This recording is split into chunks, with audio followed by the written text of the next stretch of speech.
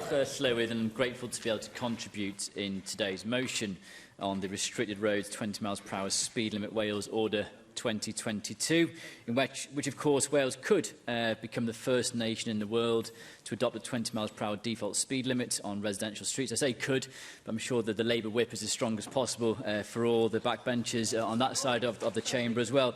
But I'd first like to outline my sheer disappointment, Llywydd, that today's motion being just given 30 minutes on the order paper for such a significant shift in the way people live their daily lives. 30 minutes, in my view, is nowhere near if you don't draw too much attention to that, I may well extend the time. You never know.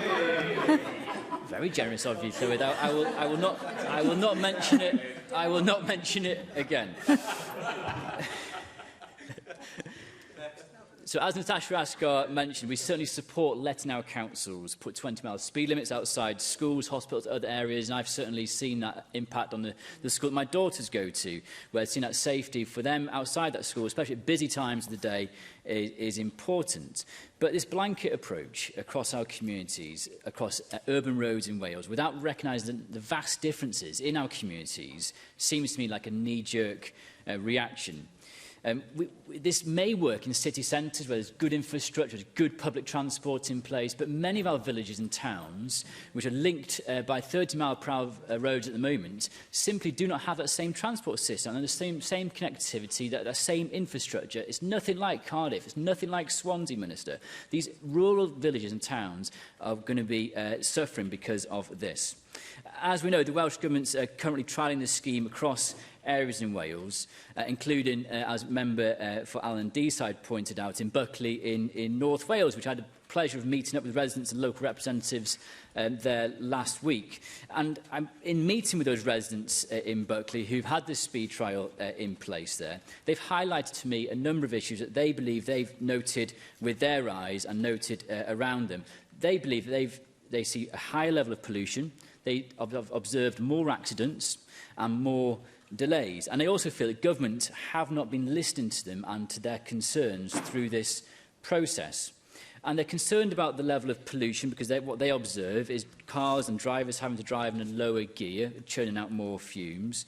They believe they've seen more accidents because they believe they've seen more drivers distracted with having to try and live within this new speed limit. And they've also seen some significant risks. I'll give way in just one moment, Jenny Rathbone.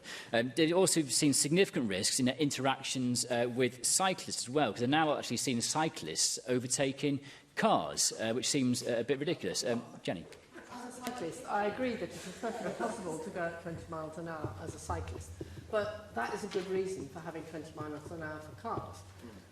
Surely you understand that this will take over a year before this actually becomes the default option, and that gives us plenty of time to educate people that it is going to be default 20 miles an hour, except where we designate 30 miles an hour. Absolutely accept that logic. I understand that completely. But what's happened here is residents are not being listened to by government in terms of the concerns that they've raised throughout this trial. But as a member has mentioned over there, it is a trial, you're right, but you'd expect the concerns and the information raised by residents will be taken into account, which is being brought forward today in this motion here today. Let's move on.